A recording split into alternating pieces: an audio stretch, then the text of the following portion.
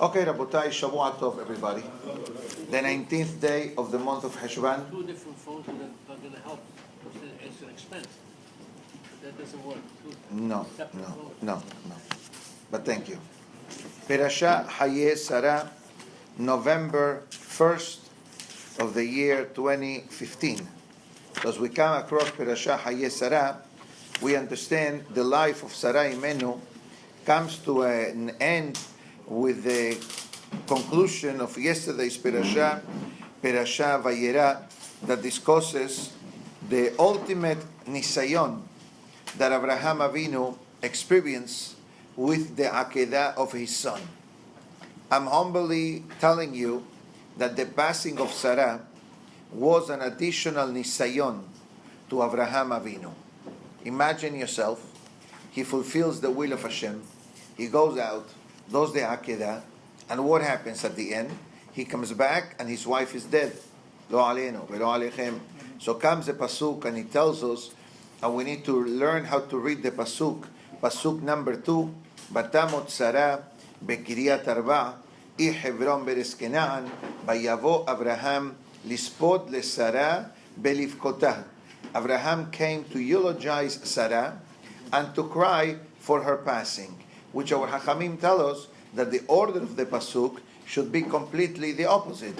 First, a person cries, and then after you release some of the pressure and the stress and the tension to tears, so then you have the clarity of the mind to eulogize someone.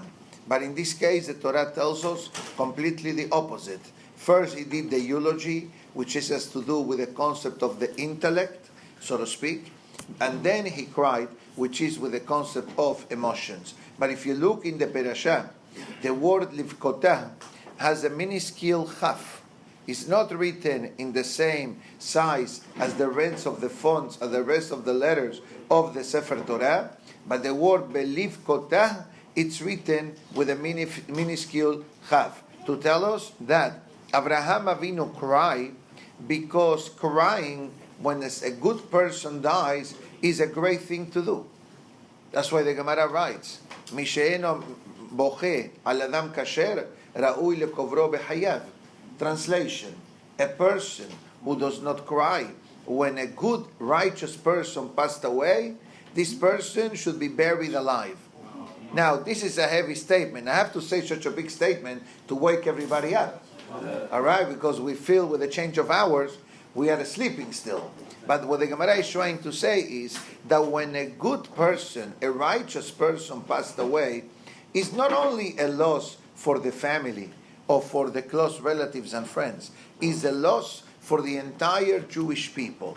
But imagine yourself, if Abraham Avinu, instead of having the controlled, controlled reaction in today's parasha, Abraham Avinu cries excessively. You know what the excessive crying of Abraham will mean? That he is upset at HaKadosh Baruch Hu. And is indirectly maybe blaming God, why did Sarah pass away? Because if you follow the chain of these Pesukim, and you follow the Midrashim, it says that Og informed Sarah what was going on. And he was, like you have sometimes in the website, they say, scene by scene, play by play reaction. So he was telling her, yes, I see an old man with his young son holding hands. Yes, I saw them climbing the mountain. Now I saw that he took the son and put him on the altar. Then I see how he's tying the son. And now I see how the son is crying. And now I see how the father is crying. And suddenly what do I see? That the father is taking the knife to slaughter the son. On that moment that she heard this is when Sarah passed away. But interesting enough, I recall reading in one of the Mefarshim that says, Rashi says it, beautiful, and it says, Parha nishmata mimena. The neshama departed from her. Now, why does Rashi needs to tell me that the neshama departed from her? Dying doesn't mean death, doesn't it mean that the neshama departed from the body? But perhaps, because Rashi does say, Parha nishmata mimena, her soul departed from her, vameta, and she died. Obviously, if the neshama leaves the person will die. What is Rashi telling me? My humble answer and opinion is that there is a difference between dying and the neshama leaves the body. Yes, dying means that the neshama leaves the body. The question is, how does the neshama lives? Does the neshama lives because God says to the neshama, come back to me? Or because maybe Sarah Imenu felt, my mission in this world has been accomplished. What mission? That my son was accepted by God as an akedah. If all my life was for this investment of having my child following the footsteps of Abraham and Sarah and becoming a korban to Hashem, my mission in this world is accomplished. This is why Abraham Avinu also understood this. Because if Abraham will have claimed to God, why did you do this to me? So probably history will have been completely different, and perhaps the nisyonot that we speak about Abraham will have been from a whole different perspective. But this is the foundation of Sarah's life, which this should answer a question. If you look at the Parashat, we only speak about the life of Sarah, 2 pesukim. The rest of the Aliyah is about a business transaction, a real estate transaction, to purchase Me'arat HaMachpelah. Then we talk about the topic of the Shidduchim. Half of the Parashah is what happened to Eliezer. The second half is what happened to Eliezer reporting back to Abraham. And eventually is the marriage of Rivka and Ishaq. So why is this Parashah called Chaye Sarah? Call this Parashah Shidduch Ishaq, the engagement of Ishaq, because we give more or Mekah Humimkar, but we call it Chaye Sarah because everything that happened to Abraham after the passing of Sarah, to Ishaq and Rivka, it's all running on the zechut of Sarah Imenu. And this is what the Gemara writes, Tzadikim b'mitatam nikraim haim. Even though the Tzadikim are gone and missing in action, nevertheless, their deeds, their accomplishment, the spiritual goals and development are still alive and well after the physical demise. We'd like to acknowledge the presence of our good friend, Shalom Baskin from Orlando, Florida. Whenever you go to Orlando, there is a minyan 7 days a week, and as well as shiurim and many things. So, regards to Mickey Mouse. All right? How far are you from Disney World? 10 minutes. And Universal? 10 minutes walk. Universal is my place. Spider-Man, Schwarzenegger, the whole 9 yard. 10 minutes walk, but you cannot go on Shabbat. Let's clarify. He's making an aruf now. Hazako Baruch. But not into Universal. Hazako Baruch. I know you're doing great work. So Hazako Baruch to you and to your partners and your supporters. Because without the supporters, you really can do much. And Baruch Hashem, Borei Olam sends you beracha naslacha in everything that you do. Amen. Maybe you should give out your number so when people go to Orlando for the winter break, etc., they have a place where to go to pray. Baruch Hashem, Orlando today, I believe, has restaurants, right? More kosher restaurants and kosher food available and mikveh, so yeshiva. No, but there is a mikveh a few minutes away. In Maitland. In Maitland, correct. Kosher mikveh, Baruch Hashem. Genuk. Let's continue. Now, let's talk about Gemara. Interesting enough, the Gemara of today, Berachot 34b, discusses a topic that we discussed yesterday at length in the afternoon class, the topic of Bikur Holim. And we mentioned some guidelines of the mitzvah of Bikur Holim. And we mentioned that besides the fact that a person is going to visit the sick person, or you pick up the phone to call a sick person, especially if that person is in a different city, in a different state, or in a different country, and it's impossible for you to fly or to go there. But the halacha says, irrelevant what do you do, one key ingredient is mandatory in the mitzvah of Bikur Holim. What is this? The concept of praying for the refuah shelema of the person. It's not enough to go visit the person in the hospital. It's important. But when you go, pray for the person. Why? Because the prayer that you do in the hospital room gets instant delivery to HaKadosh Baruch Hu. Why? Because God is found on the head of the table of the Hole. This is what we learned yesterday. Now, the Gemara of today brings a couple of stories about sick people and Talmidei Chachamim. It is very common in the Jewish world, in the Jewish nation, especially in our technological-oriented time, that we constantly get messages and emails and WhatsApp groups for refuah shelema. But nevertheless, that doesn't change the fact that a person should go to the Hakamim, should go to the Tzaddikim, to go to the big Rashi Yeshivot, and pray, and ask them to pray for a Hole. And this is the story that the Gemara will share with us today, and the great Rabbi Hanina ben Dosa.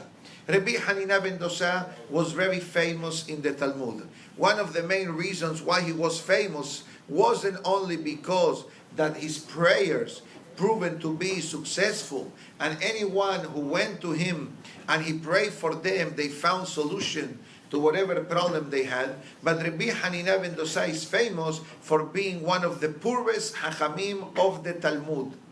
Rabbi Hanina ben Dosa did not have what to eat, did not have what to bake for Shabbat, and yet the Gemara says, Kol ha'olam, the entire world, is being nizon, is being maintained, is being supported, bishvil Hanina beni, in the merit of the great Rabbi Hanina ben Dosa.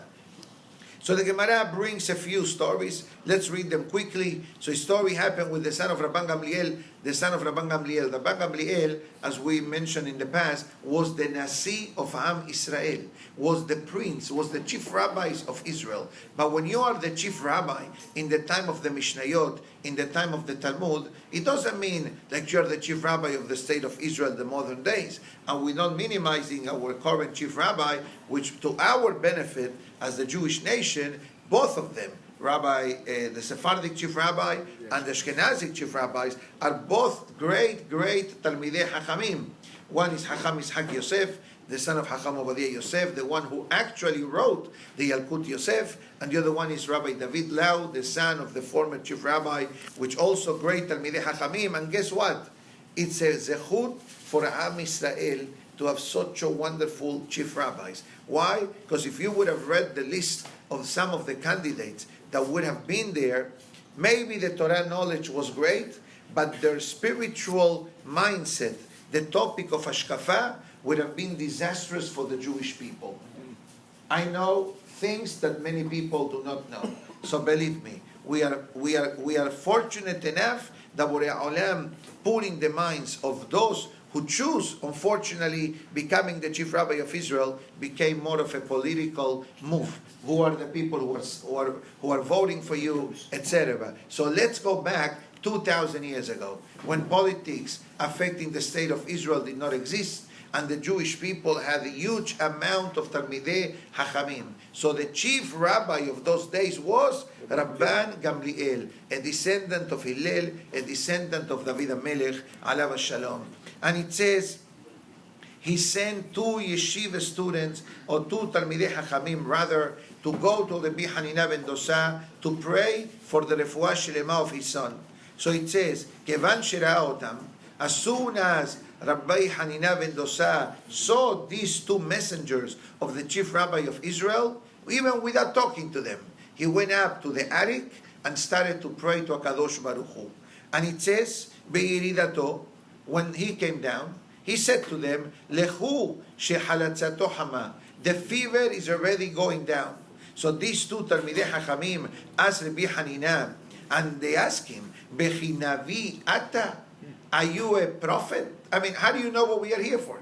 And how do you know that suddenly, from all of the things that you can tell me, you tell me, don't worry, the fever went down. Amar lahem, Rabbi Hanina ben Dosa says, Lo Navi Anochi, Velo ben Navi Anochi. I'm not a prophet, and my father was not a prophet. But I have a tradition. Im shegura tefillati befi. If when I pray for someone, when I pray for something, the prayer comes out smooth and the prayer comes out easy, Yodea ani shehu mekubal.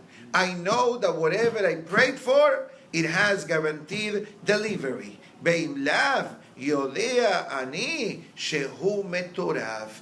But if the moment that I come to pray, I get stuck with the words and the words are not coming out flawlessly, I know that unfortunately Shamayim counted the days for this particular person. So the Gemara continues. These two Hachamim, before they left, Kad Yashvu, Bekadvu, Bechivenu Ota Sha'a.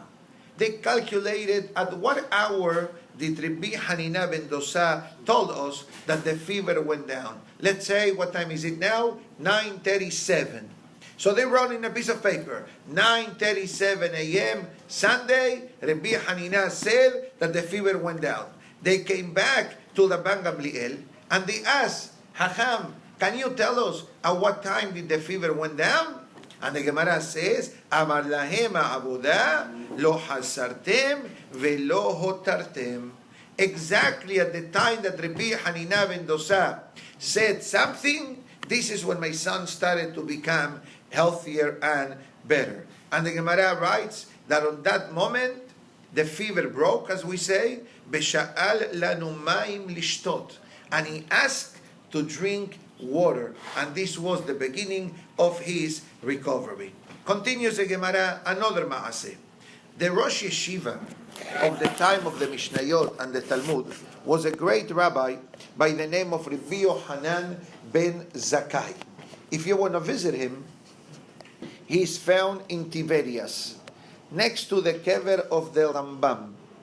Go to Tiberias, where the burial site of Maimonides is.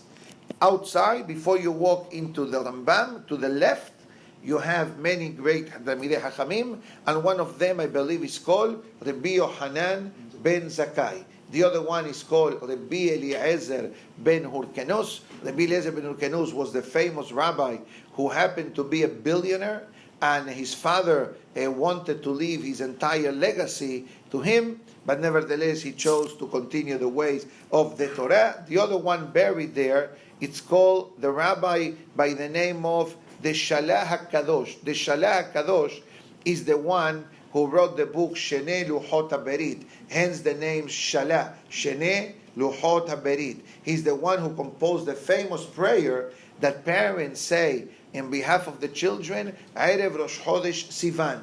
So this prayer was composed by this rabbi. So all these rabbis that I mentioned, the Shalah HaKadosh here, Rabbi Yohanan ben Zakkai, Rabbi Eliezer ben Hurkenus, I don't remember who is here, and if you walk another 20 steps, you go into the burial site of the Rambam Maimonides. So the Gemara says that the son of Rabbi Hanina ben Dosa, that Rabbi Hanina ben Dosa went to pray, went to learn to Rabbi Yohanan ben Zakkai. So imagine yourself, if the greatness of Rabbi Hanina ben Dosa, if we already discussed the greatness of Rabbi Hanina ben Dosa, imagine the greatness of his teacher, Rabbi Yohanan ben Zakkai. So the Gemara tells us, Amar lo Hanina beni. Hanina, comes Rabbi Yohanan ben Zakkai, and he says to Hanina, it says that his son became very sick. And he says, Vakesh alav rahamim be'ihye. Pray for him, so he shall live. So the Gemara says, En yahrosho ben birkav, Rabbi Hanina ben Zakkai, Rabbi Mehila, so many names, I'm getting dizzy. Rabbi Hanina ben Dosa placed his head between the knees, Ubikesh alav rahamim be'zaka be'haya. And he prayed, and he became healthy. Now imagine yourself now, after your son, after the teacher goes to the student to pray for his son, and the student prays, and your son has a refuah sheleva, everyone is happy, with one exception, the wife of Rabbi Yohanan ben Zakkai. Because everybody's talking, look, the Rosh Yeshiva went to Rabbi Hanina ben Dosa to pray for his refuah, and Rabbi Hanina ben Dosa healed the Rosh Yeshiva's son. So everybody's going to say now, psst, Rabbi Hanina ben Dosa is greater than the Rosh Yeshiva. This was the thought that crossed the mind of the wife of Rabbi Yohanan ben Zakkai. Amar lo ishto, the wife says to the big rabbi, Bechi Hanina gadol mimecha. You couldn't pray for your son? You have to go to a stranger, to a student, to pray for your son. Amar lav. Lav, no, relax, sweetheart. Elahu dome ke'eved lifnei hamelech, ba'ani dome ke'sar lifnei hamelech. He says, both of us serve the king. I serve the king as a minister, but he serves the king as a helper in the house of the king. What does it mean? If you're a minister, if you're an ambassador, if you have someone of high stature, for you to see the king, you need to go to the protocol. You need to go to the diplomatic channels. But what happens if you happen to be the cook in the White House? You get to see the president, breakfast, lunch, and dinner. And I'm sure that when you see him, you can ask him, and I'm sure that he will give you a listening ear. So it says, this was the merit of Rabbi Hanina ben Dosa. Rabbi Hanina ben Dosa was such a low profile and humble and quiet person that anything he asked from HaKadosh Baruch Hu, Borei Olam says, I'm here for you. The Gemara concludes and it says, the concept of praying in a room or in a house that has windows. Now, we discussed this halakha in the past. The halakha suggests if a synagogue is able to have 12 windows, is the greatest thing to have. Now, does it mean that if the synagogue doesn't have 12 windows, the synagogue has one window, it's not good? Of course it's good. What if the synagogue doesn't have a window? You still are allowed to pray. So what are the benefits of praying and having a window? Not only natural light coming in, but when the person looks up the heaven, so that the person is able to connect himself with Borei Olam, etc. Now, let's go to the Zohar of today that quotes a pasuk from today's parasha. Be'Avraham zaken ba bayamim b'Adonai berach et Avraham bakol. Obviously, the Torah utilizes interesting words. Number one, Avraham zaken. Avraham was old. Ba bayamim. He came of days. Of course, the older the person is, the more days the person lived. Somebody asks you, how many days did you live so far? So the child will say, I'm 10 years old, I live 3,650. Let's say you're 100 years old, you live 36,500. So why does the pasuk must tell me the essence of aging and the essence of days? Short answer, that every day of the life of Abraham Avinu was accounted for. Sometimes you ask yourself, the whole week is gone. What did they do? The whole day is gone. What did they do? Every day Abraham Avinu did something positive and something productive. And how was Abraham Avinu able to achieve this? One answer, devekut. Devekut means clinging, attaching himself to Borei Olam. The word devekut comes from the Hebrew word devek. Devek means glue.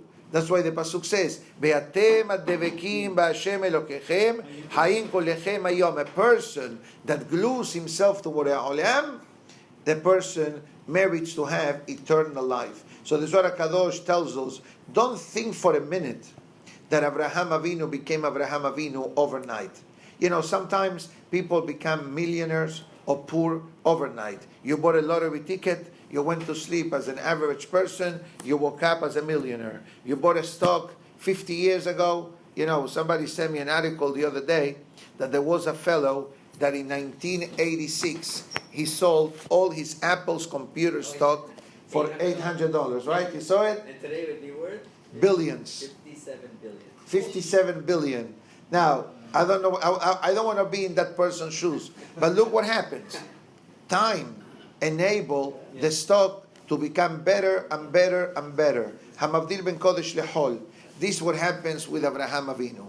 It says the Zohar Kadosh, Abraham did not become Abraham overnight. Abraham did not become only because of the Akedah. Abraham became Abraham Avinu. It says, Ma'asav, his deeds, Ikrivu oto bechol yom bayom. Every day, in English they say, a penny saved, it's a penny earned. Imagine yourself, at the end of the day, you go to your home, and all the cash that is in your wallet, if you happen to carry cash, some of us only have plastic, so you come and you put it in a basket. Every day. Many people do this with coins. But imagine yourself if you do it with bills. At the end of the year, how much money will you have? Definitely more than if the cash would have stayed in your purse. Why? Because you saved it. And this is what the Zohar says. Every day, Abraham Avinu will make investment in his Avodat Hashem. And it says, Yamim, the days, Besod ha'emunah, that Abraham Avinu made the emphasis of developing an unchangeable and untaintable emunah, faith in Borei Olam. This is about Abraham Avinu. But the Zohar says there is one person that can become greater than Abraham Avinu. Who is this person? The Zohar says, a Baal Teshuvah. A person who decides to make a change in his or her life. And the Zohar says, Besha'a Ahad, in 1 hour. Beyom Ehad, in 1 day. Berega Ehad, in 1 instant. Remember the Mishnah we learned yesterday? A man who says to a lady, Hari ad mekudeshet li al menat she'ani saddik. A man goes to a lady and he says to her, marry me for the merit that I am a saddik. Is this marriage valid or no? The answer is yes. Why? Because if the person had a moment of thought of teshuvah, all the averot became misvot. Obviously, it goes with the process. And that's what the Zohar Kadosh writes. And it says that when did Abraham and David really develop themselves in such a great, lofty matter? The Zohar says, Abraham Zaken Baba Yamim, Behamelech David Zaken Baba Yamim. Both of them took them a lifetime to become literally devoted to HaKadosh Baruch Hu. אבל בעל תשובה מיד נכנס ומתדבק בהקדוש ברוך הוא. But a Baal Teshuvah who makes the transition from being detached from HaKadosh Baruch Hu and now wants to become, obviously I like to clarify, it doesn't mean that a person who decides to do Teshuvah automatically is greater than Abraham Avinu. This is not what the Zohar Kadosh is trying to tell us. Abraham Avinu did not become Abraham Avinu overnight. A Baal Teshuvah cannot become a Baal Teshuvah overnight. A Baal Teshuvah, the overnight thing that the Zohar is talking about is that he is able to switch the channel in his mind from Tum'ah, from detachment from God to Kedusha. But obviously, that needs to be followed by growth, by development, by learning, etc. And this is a famous statement that the Gemara writes, the difference between Tzaddikim and Ba'alei Teshuvah. The Gemara says, במקום שבעלי תשובה עומדים, אין צדיקים גמורים יכולים לעמוד שם. In the spiritual level of a Baal Teshuvah, a person that returns to the roots, cannot be on the same level of a righteous person. And the reasoning, the Sevara, is obvious. Why? Because why this person is called a Tzaddik? A Tzaddik is called a person who never sinned. And when I mean who never sinned, doesn't mean that never did an Avon, because there is no such a thing as no one did not do an Avon. Everybody does Averot. Some of us lighter Averot, some of us heavier Averot, but en Tzaddik Ba'ares, Asher Ya'aseh Tov, Belo Yeheta, the Pasuk says. There is no such a thing that a righteous person will only do good and will not do sin. Maybe the sin of a Tzaddik is our mitzvot. You understand? Maybe for a Tzaddik, if he didn't say the Berachah and it took him a minute, maybe wrong. But for us, if the Berachah took us 10 seconds, that's unbelievable merit. But we need to understand, the Tzaddik knows only one way. The Baal Teshuvah knows both ways. he lived a certain lifestyle that wasn't suitable and it wasn't appropriate, and he fought against the Yetzer Hara, because the Yetzer Hara hates to lose customers. The same way that in business, you don't want to lose customers, the Yetzer Hara doesn't want to lose customers and comes and drives a person crazy. You're going to do teshuvah, you're not going to eat in your mother's house, you're not going to be able to invite them, you're not going to be able to add with them. How are you going to do Thanksgiving? How are you going to do Rosh Hashanah? How are you going to do Halloween, which is a non-Jewish holiday, by the way? We saw yesterday night people going crazy.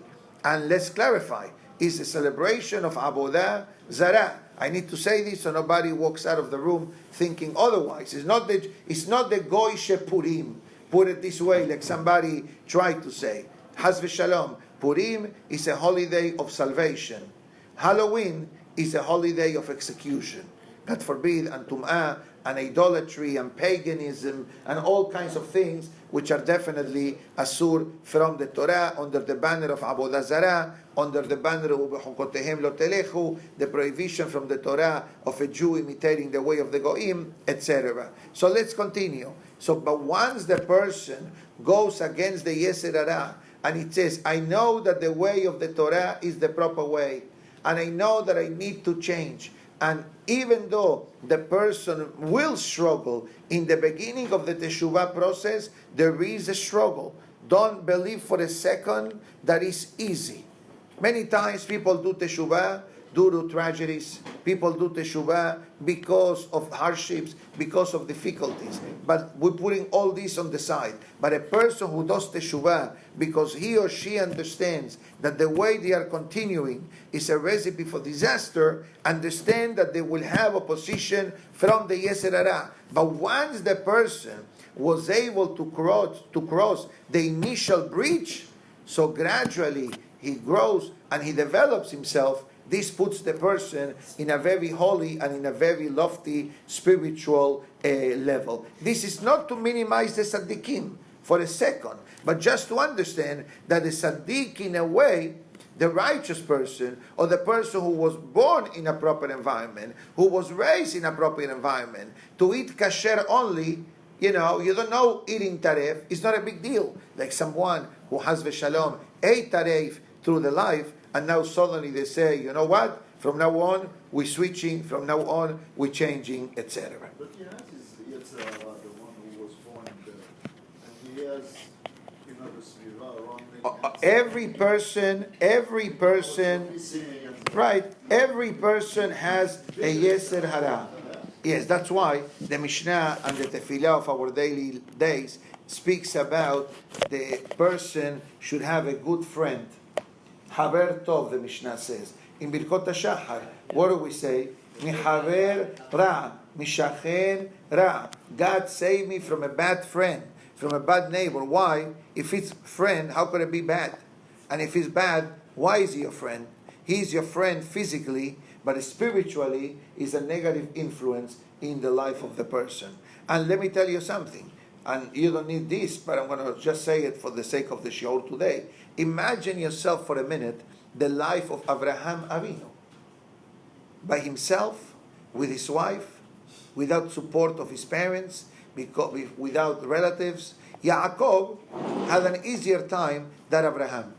Even though Yaakov himself went through many challenges, but the challenges of Yaakov Avinu were different type of challenges than the challenges of Abraham Avinu.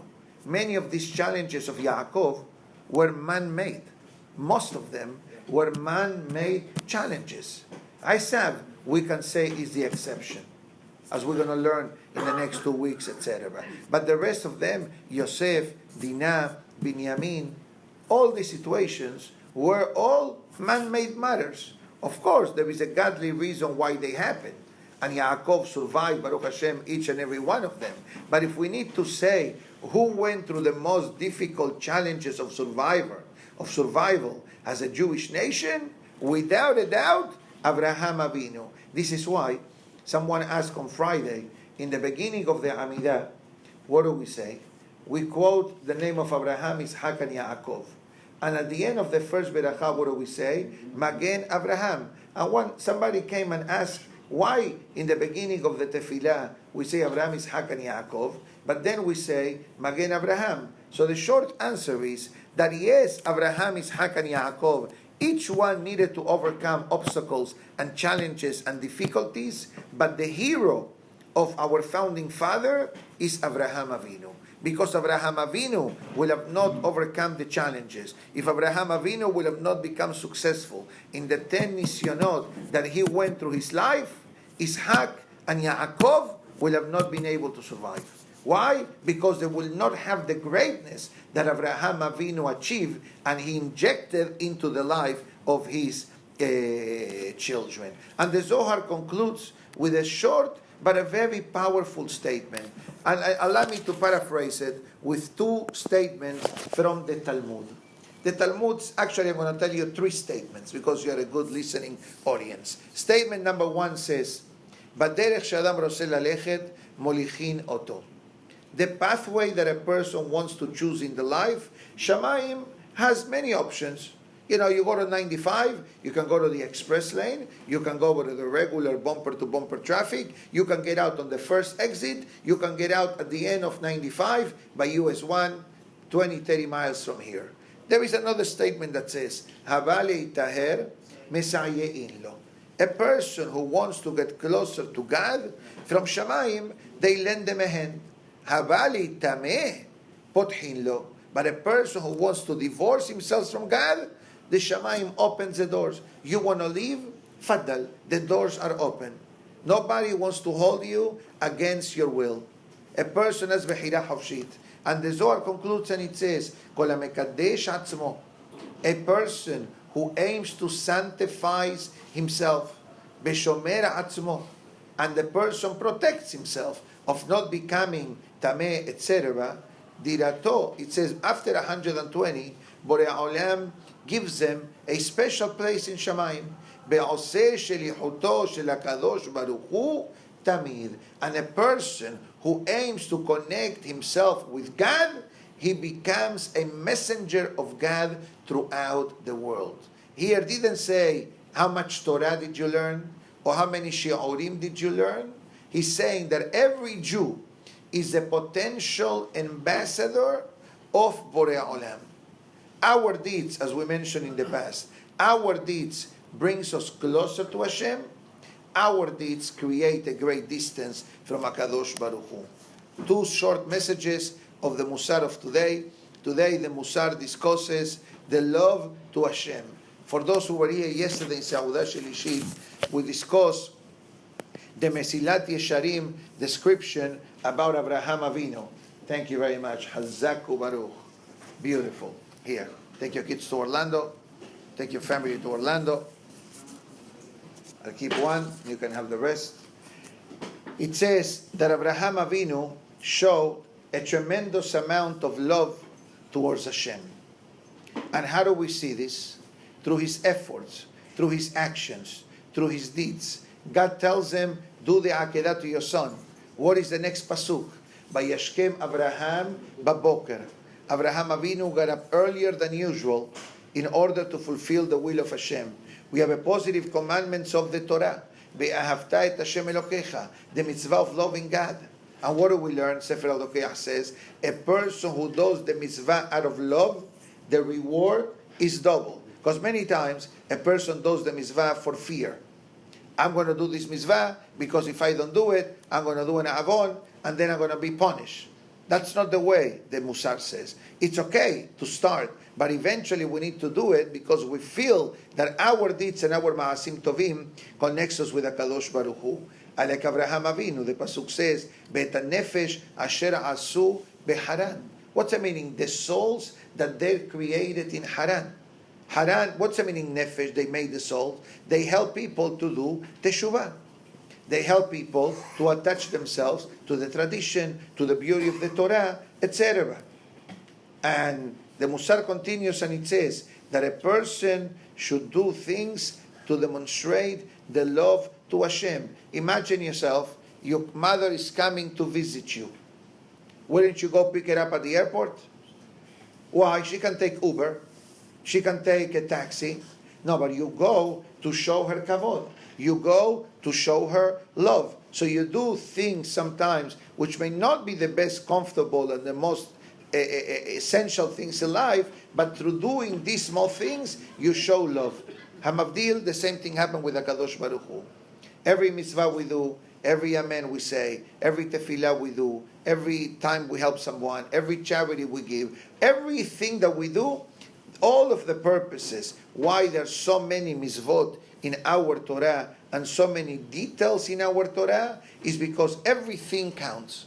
And every mitzvah brings us closer to HaKadosh Baruch Hu. And Be'ezat Hashem, we take this lesson and we try to apply it to our daily life. ברוך אדוני לעולם, אמן ואמן. רבי חנניה בן הקשיא אומר, רצה הקדוש ברוך הוא לזכות את